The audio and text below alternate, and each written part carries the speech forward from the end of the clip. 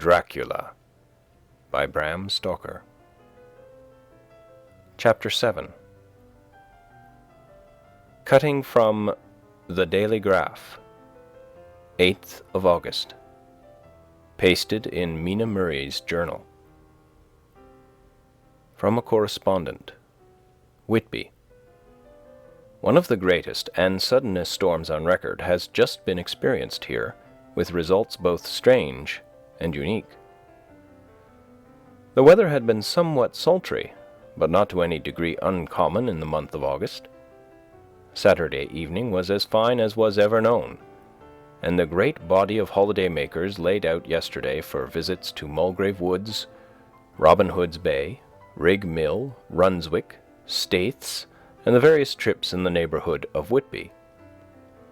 The steamers Emma and Scarborough made trips up and down the coast, and there was an unusual amount of tripping both to and from Whitby. The day was unusually fine till the afternoon, when some of the gossips who frequent the East Cliff churchyard, and from the commanding eminence watch the wide sweep of sea visible to the north and east, called attention to a sudden show of mares' tails high in the sky to the northwest. The wind was then blowing from the southwest in the mild degree which in barometrical language is ranked as number 2, light breeze. The Coast Guard on duty at once made report, and one old fisherman, who for more than half a century has kept watch on weather signs from the East Cliff, foretold in an emphatic manner the coming of a sudden storm. The approach of sunset was so very beautiful, so grand in its masses of splendidly colored clouds, that there was quite an assemblage on the walk along the cliff in the old churchyard to enjoy the beauty, before the sun dipped below the black mass of Kettleness. Standing boldly athwart the western sky, its downward way was marked by myriad clouds of every sunset color, flame, purple, pink, green, violet, and all the tints of gold, with here and there masses not large, but of seemingly absolute blackness, in all sorts of shapes, as well outlined as colossal silhouettes. The experience was not lost on the painters, and doubtless some of the sketches of the Prelude to the Great Storm will grace the R.A. and R.I. walls in May next. More than one captain made up his mind then and there that his cobble, or his mule, as they term the different classes of boats, would remain in the harbour till the storm had passed. The wind fell away entirely during the evening, and at midnight there was a dead calm, a sultry heat, and that prevailing intensity which, on the approach of thunder, affects persons of a sensitive nature. There were but few lights in sight at sea, for even the coasting steamers, which usually hug the shore so closely, kept well to seaward, and but a few fishing boats were in sight. The only sail noticeable was a foreign schooner with all sails set, which was seemingly going westwards.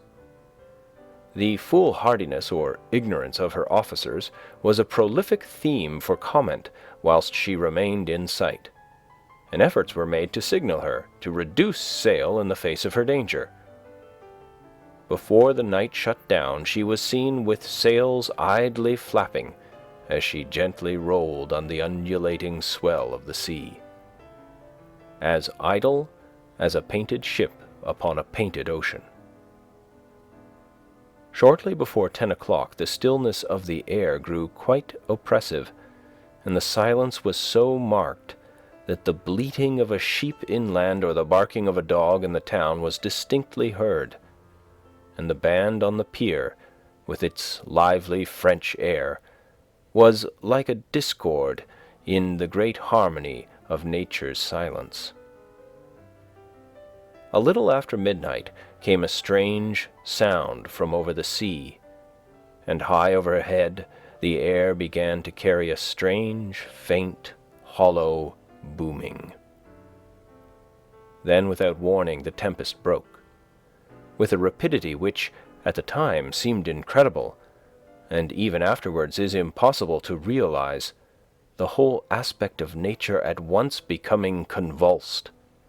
The waves rose in growing fury, each overtopping its fellow, till, in a very few minutes, the lately glassy sea was like a roaring and devouring monster.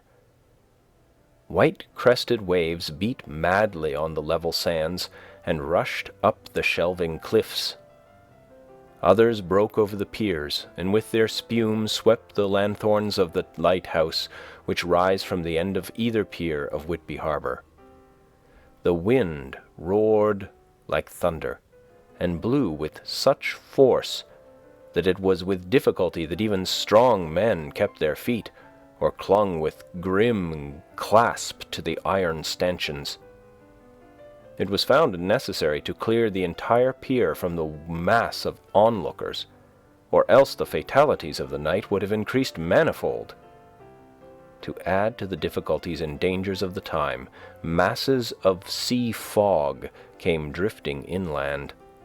White, wet clouds, which swept by in ghostly fashion, so dank and damp and cold that it needed but a little effort of imagination to think that the spirits of those lost at sea were touching their living brethren with the clammy hands of death, and many a one shuddered as the wreaths of sea mist swept by. At times the mist cleared, and the sea for some distance could be seen in the glare of the lightning, which came thick and fast, followed by such peals of thunder that the whole sky overhead seemed trembling under the shock of the footsteps of the storm. Some of the scenes thus revealed were of immeasurable grandeur and of absorbing interest. The sea, running mountains high, threw skywards with each wave mighty masses of white foam, which the tempest seemed to snatch at and whirl away into space.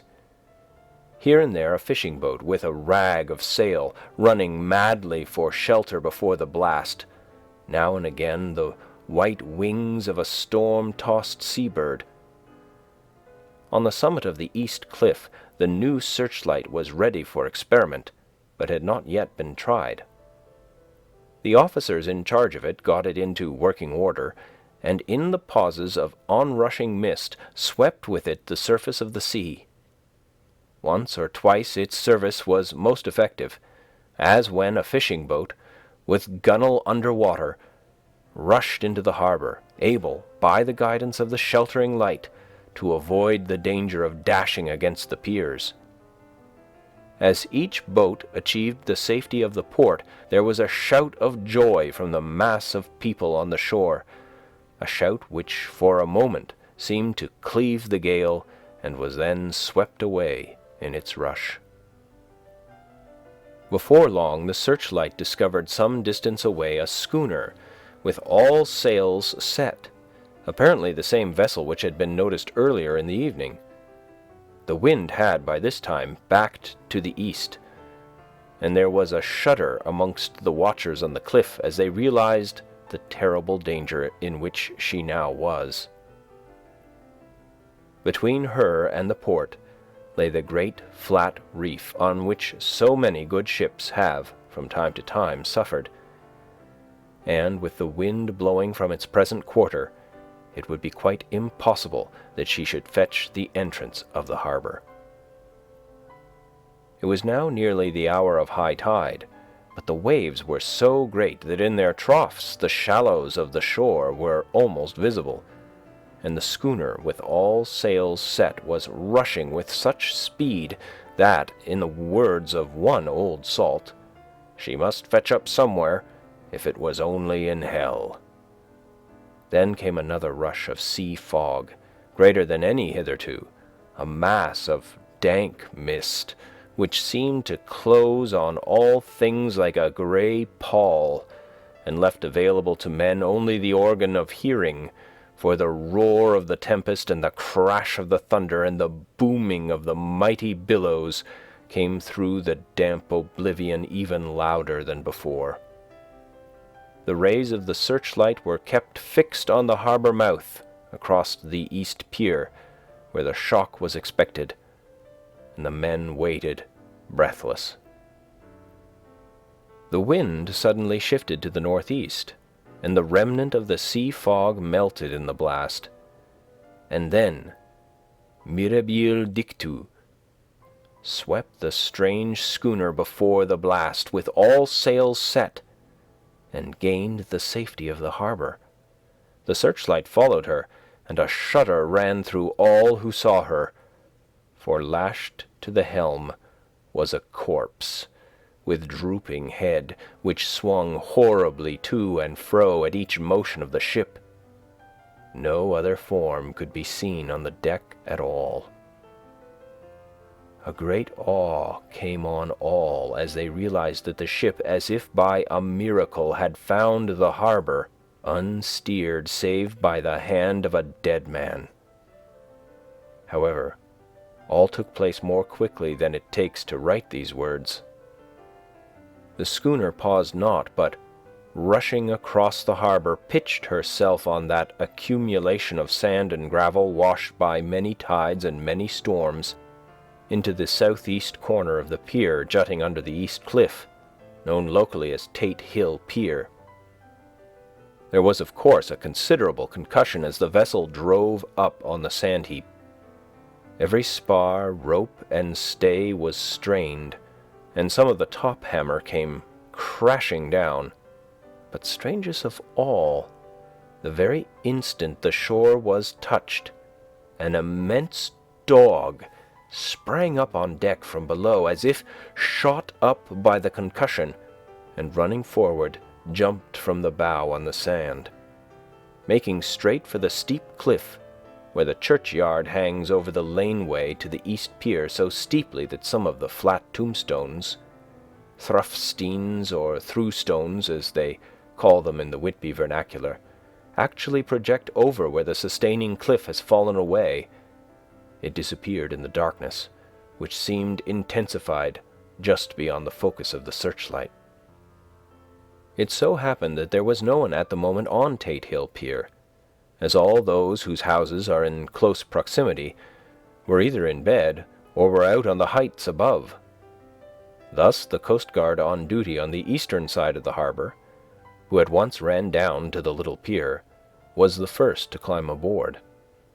The men working the searchlight, after scouring the entrance of the harbour without seeing anything, then turned the light on the derelict and kept it there. The Coast Guard ran aft, and when he came beside the wheel, bent over to examine it, and recoiled at once as though under some sudden emotion. This seemed to pique general curiosity, and quite a number of people began to run. It was a good way round from the west cliff by the drawbridge to Tate Hill Pier, but your correspondent is a fairly good runner, and came well ahead of the crowd. When I arrived, however, I found already assembled on the pier a crowd, whom the Coast Guard and police refused to allow to come on board. By the courtesy of the chief boatman, I was, as your correspondent, permitted to climb on deck, and was one of a small group who saw the dead seaman whilst actually lashed to the wheel. It was no wonder that the Coast Guard was surprised, or even awed, for not often can such a sight have been seen. The man was simply fastened by his hands, tied one over the other, to a spoke of the wheel. Between the inner hand and the wood was a crucifix, the set of beads on which it was fastened being around both wrists and wheel, and all kept fast by the binding cords. The poor fellow may have been seated at one time, but the flapping and buffeting of the sails had worked through the rudder of the wheel, and had dragged him to and fro, so that the cords with which he was tied had cut the flesh to the bone. Accurate note was made of the state of things, and a doctor, Surgeon J. M. Caffin of 33 East Eliot Place, who came immediately after me, declared after making examination that the man must have been dead for quite 2 days. In his pocket was a bottle, carefully corked, empty save for a little roll of paper, which proved to be the addendum to the log. The Coast Guard said the man must have tied up his own hands, fastening the knots with his teeth. The fact that a Coast Guard was the first on board may save some complications later on, in the Admiralty Court, for Coast Guards cannot claim the salvage, which is the right of the first civilian entering on a derelict. Already, however, the legal tongues are wagging, and one young law student is loudly asserting that the rights of the owner are already completely sacrificed, his property being held in contravention of the statutes of Mortmain, since the tiller, as emblemship if not proof of delegated possession, is held in a dead hand. It is needless to say that the dead steersman has been reverently removed from the place where he held his honourable watch and ward till death, a steadfastness as noble as that of the young Casabianca, and placed in the mortuary to await inquest. Already the sudden storm is passing, and its fierceness is abating. Crowds are scattering backward, and the sky is beginning to redden over the Yorkshire wolds. I shall send, in time for your next issue, further details of the derelict ship which found her way so miraculously into harbour in the storm. 9th of August. The sequel to the strange arrival of the derelict in the storm last night is almost more startling than the thing itself. It turns out that the schooner is Russian from Varna, and is called the Demeter. She is also entirely in ballast of silver sand, with only a small amount of cargo, a number of great wooden baulks filled with mould. This cargo was consigned to a Whitby solicitor, Mr. S. F. Billington, of 7 the Crescent, who this morning went aboard and took formal possession of the goods consigned to him. The Russian consul, too, acting for the charter party, took formal possession of the ship and paid all harbour dues, etc. Nothing is talked about here today except the strange coincidence. The officials of the Board of Trade have been most exacting in seeing that every compliance has been made with existing regulations.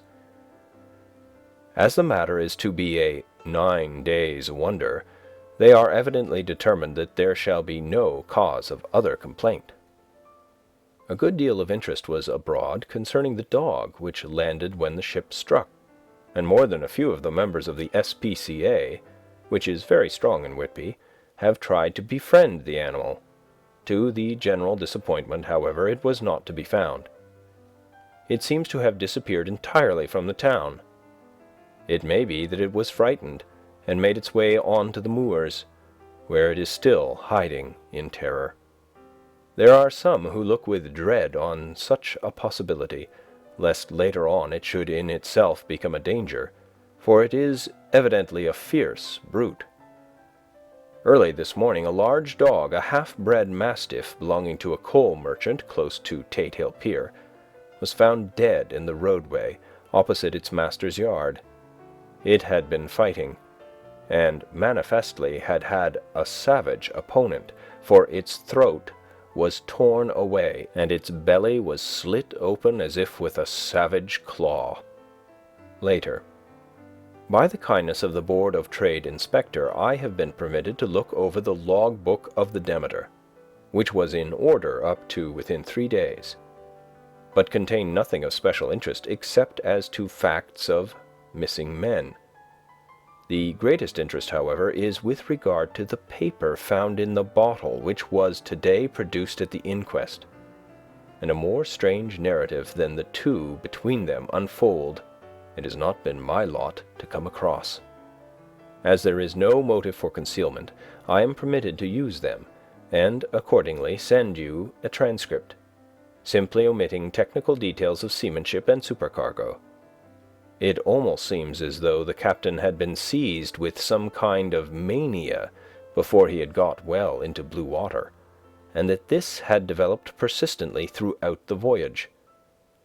Of course, my statement must be taken cum grano, since I am writing from the dictation of a clerk of the Russian consul, who kindly translated for me, time being short.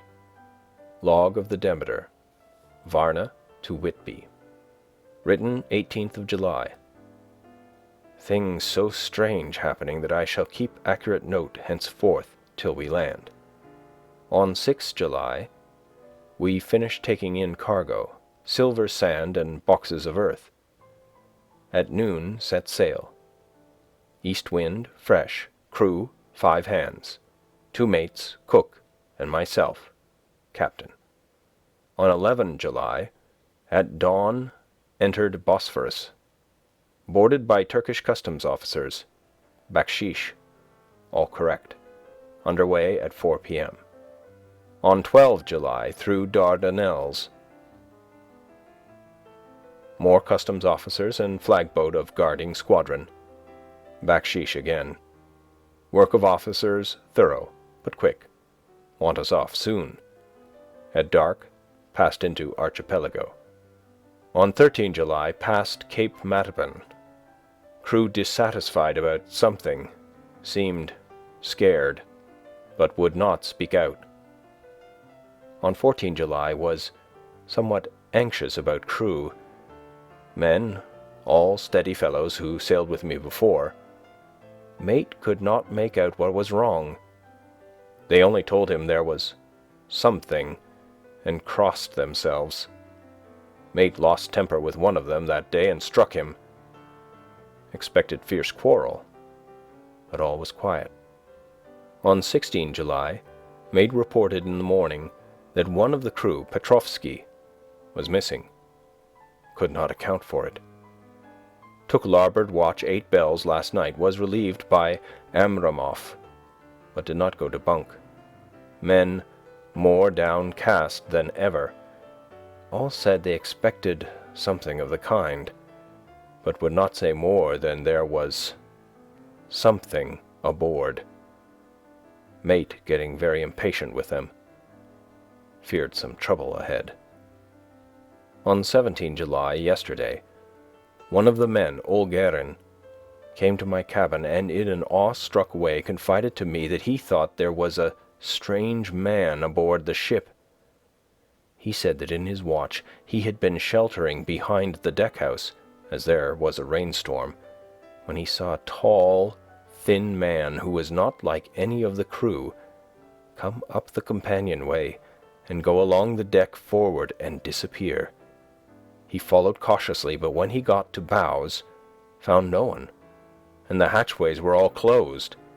He was in a panic of superstitious fear, and I am afraid the panic may spread.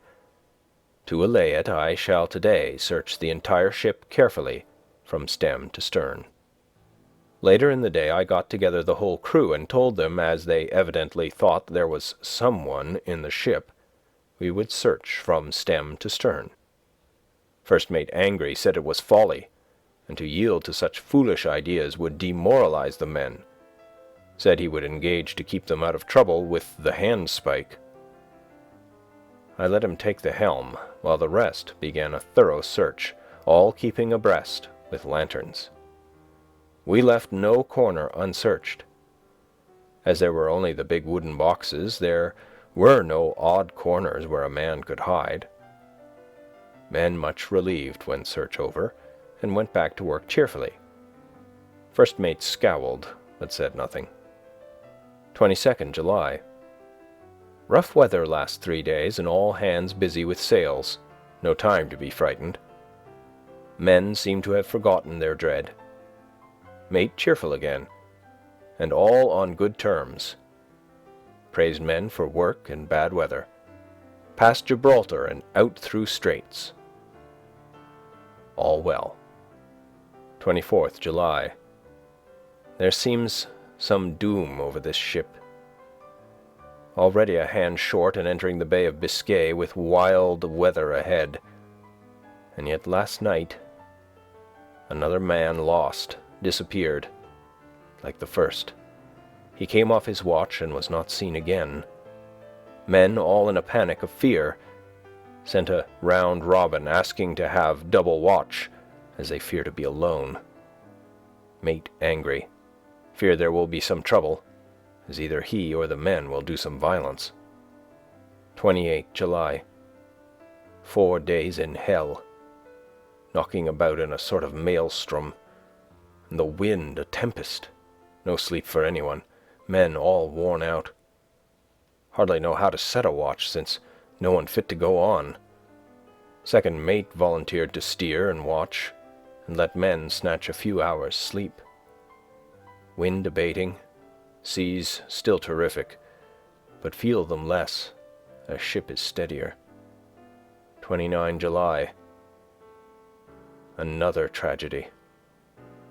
Had single watch tonight as crew too tired to double. When morning watch came on deck, could find no one except steersman. Raised outcry and all came on deck. Thorough search, but no one was found. Are now without second mate, and crew in a panic. Mate and I agreed to go armed henceforth and wait for any sign of cause. 30 July. Last night. Rejoiced we are nearing England. Weather fine, all sails set. Retired, worn out, slept soundly.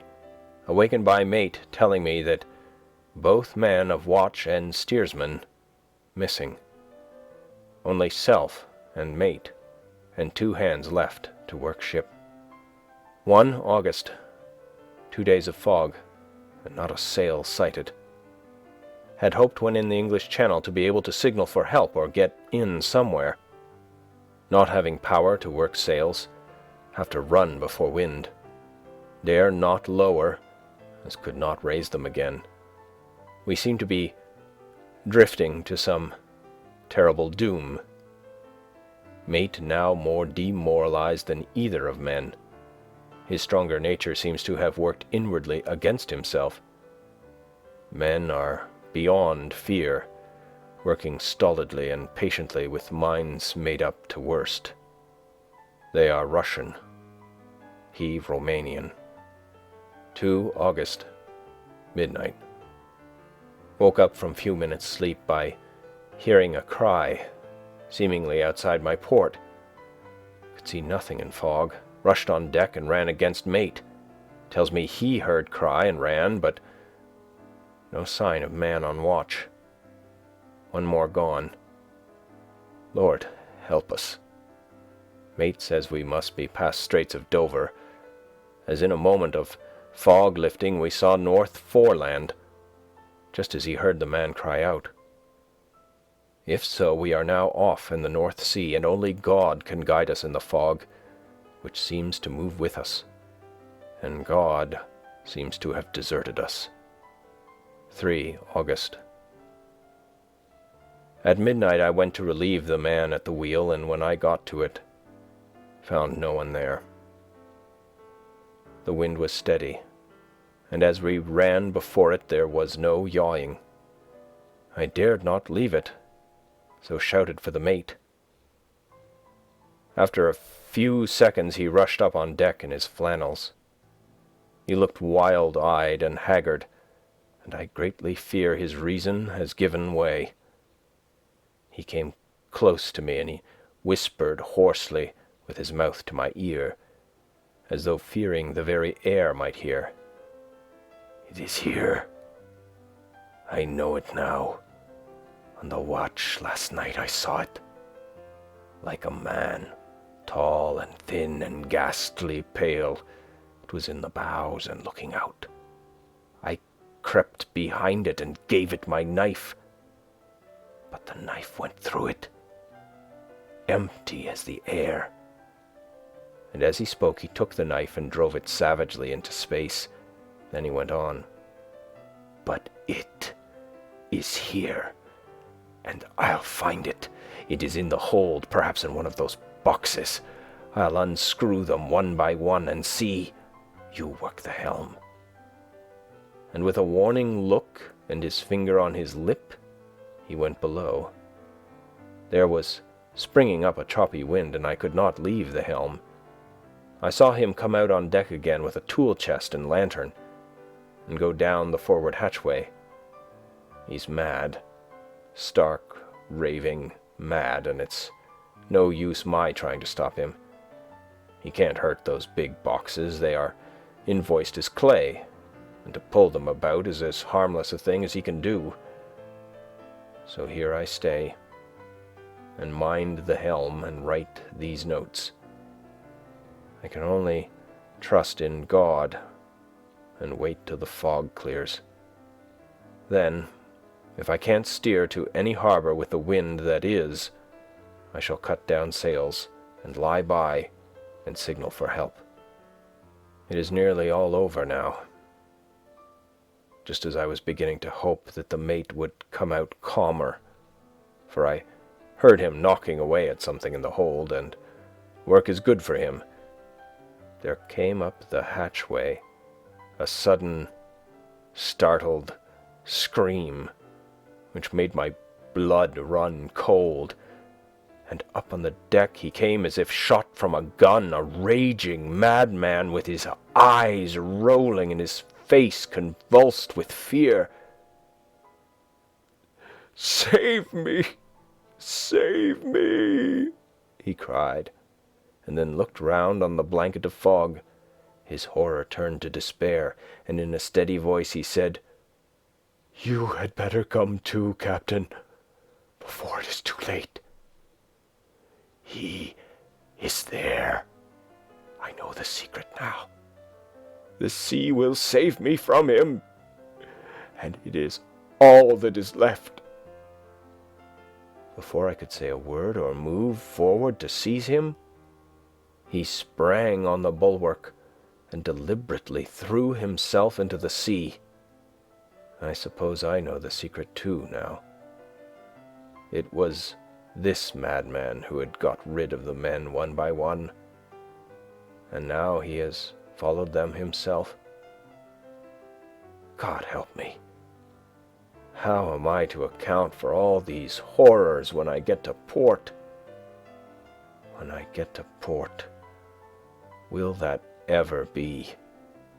4 August. Still fog, which the sunrise cannot pierce. I know there is sunrise because I am a sailor. Why else I know not. I dared not go below. I dared not leave the helm, so here all night I stayed, and in the dimness of night I saw it. Him. God, forgive me, but the mate was right to jump overboard. It was better to die like a man. To die like a sailor in blue water, no man can object. But I am captain, and I must not leave my ship.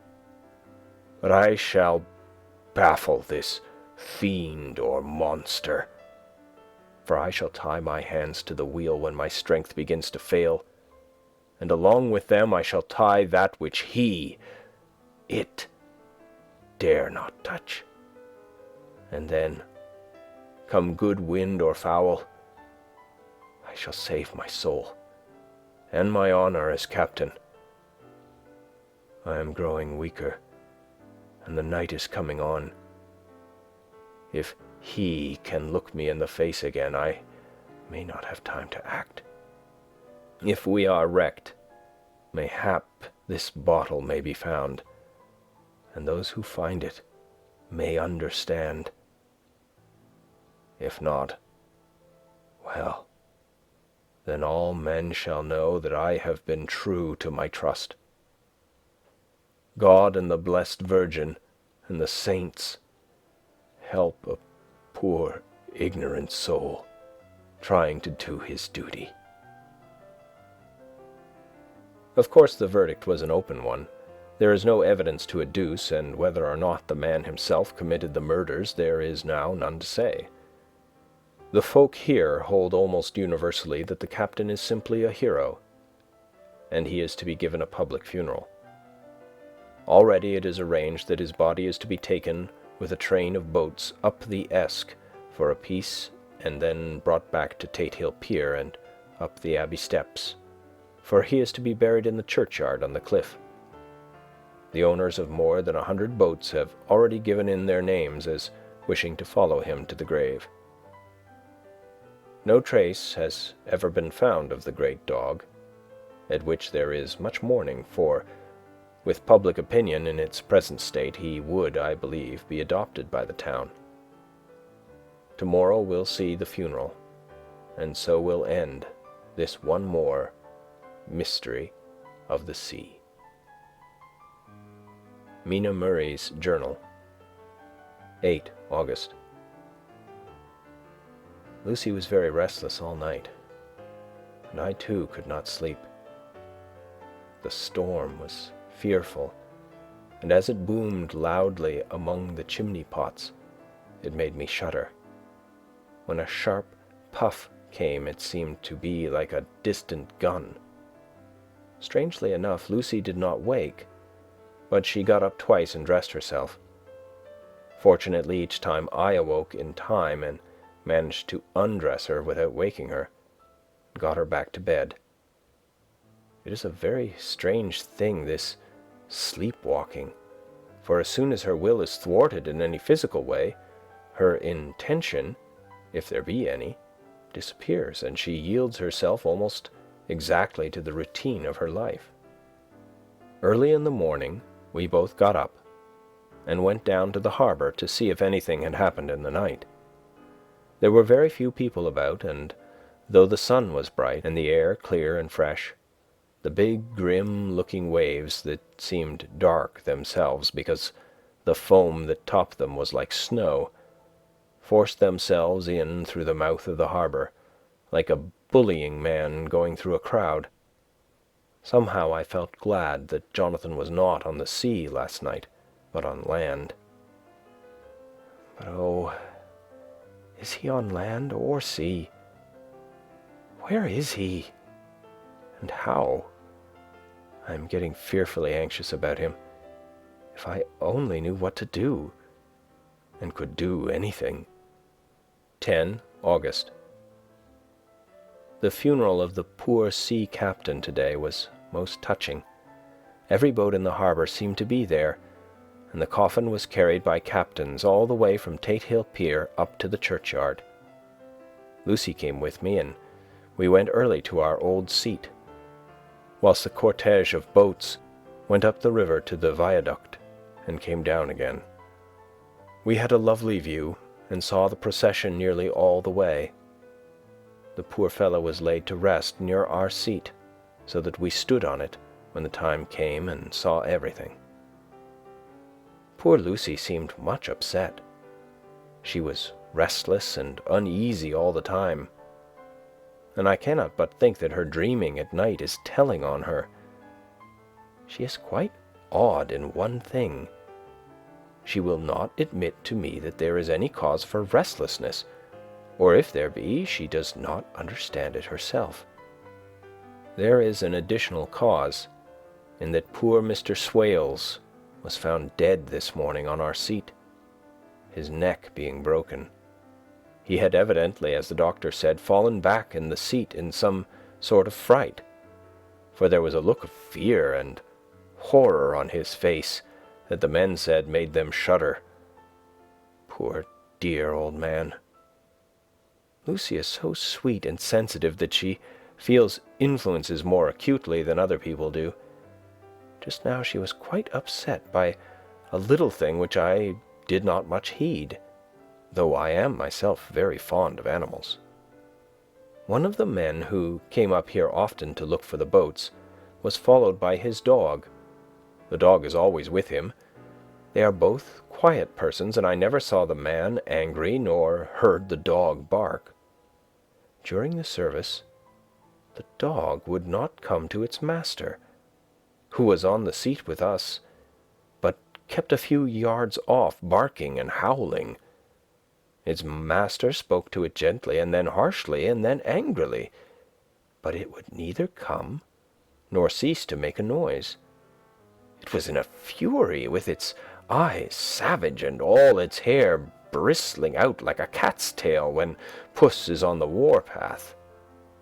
Finally the man, too, got angry and jumped down and kicked the dog, and then took it by the scruff of the neck and half dragged and half threw it on the tombstone on which the seat is fixed. The moment it touched the stone, the poor thing began to tremble. It did not try to get away, but crouched down, quivering and cowering, and was in such a pitiable state of terror that I tried, though without effect, to comfort it. Lucy was full of pity too, but she did not attempt to touch the dog, but looked at it in an agonized sort of way.